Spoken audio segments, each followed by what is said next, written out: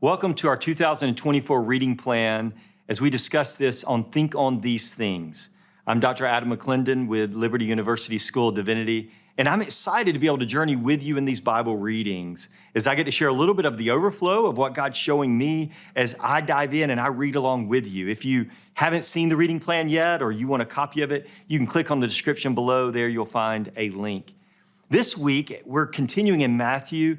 Obviously, there's a lot we could pull from. There's Old Testament, New Testament readings, but I'm going to look at Matthew, and specifically Matthew chapter 20. I was just really compelled as I read that section, and I often just walk through and highlight different things that stand out to me. And notice in verse 17, it says, as Jesus was going up to Jerusalem.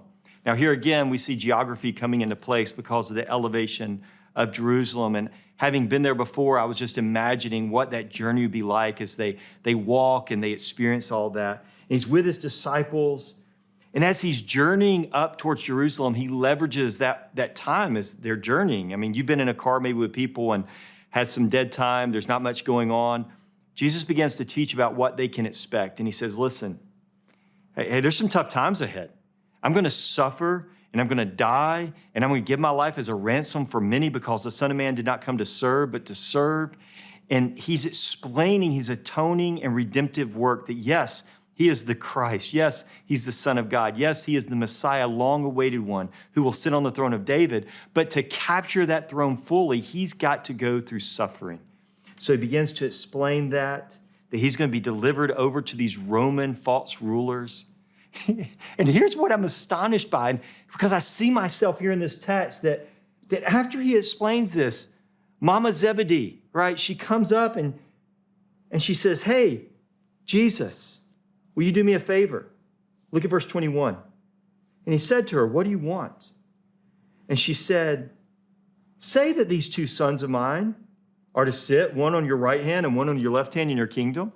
See, she gets the kingdom idea, but she doesn't understand the suffering. And in the midst of him talking about how he is going to give his life to redeem them from the evil one, to bring wholeness, to restore them to a place of honor, to help them become the right children of God, to bring them into his kingdom.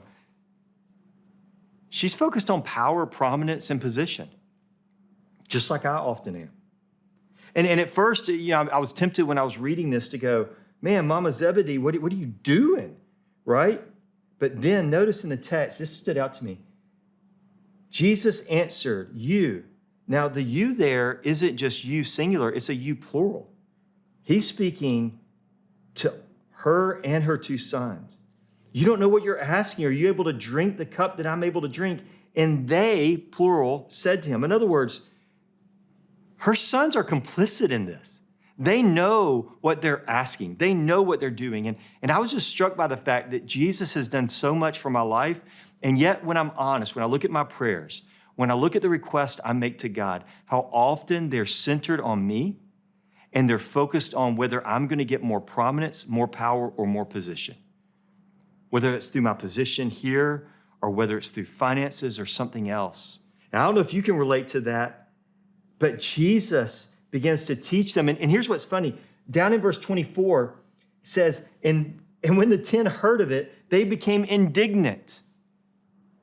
And here's what I noticed in the text. They're not indignant over the request. They're indignant because they didn't make the request. They're afraid of being left out. And again, I think about how often I become envious or frustrated towards somebody in the church because maybe they're getting a little more attention than I am. Maybe someone else is getting honor when I'm not getting honor, and we've done similar things. We've made similar sacrifices. We maybe have a similar tithing statement at the end of the year, and yet they're the ones being acknowledged. And Jesus is saying, you have completely misunderstood it. The irony of this text is overwhelming to my soul. And that's where Jesus continues on, and you go all the way down to verse 26. He says, don't lord your authority over others like the Gentiles do. But look what he says. It shall not be the same way with you. But whoever would be great among you must be your servant. Whoever wants to be first must be your slave, even as the Son of Man. Again, I think a picture from the book of Daniel of the Ancient of Days who comes in power, even as the all-powerful Messiah came not to be served, but he came to serve, and to give his life as a ransom for many. As I read that, I thought about Philippians 2, that Jesus, who had equality with God, did not consider equality with him something to be grasped. The idea is to be leveraged for your own advantage.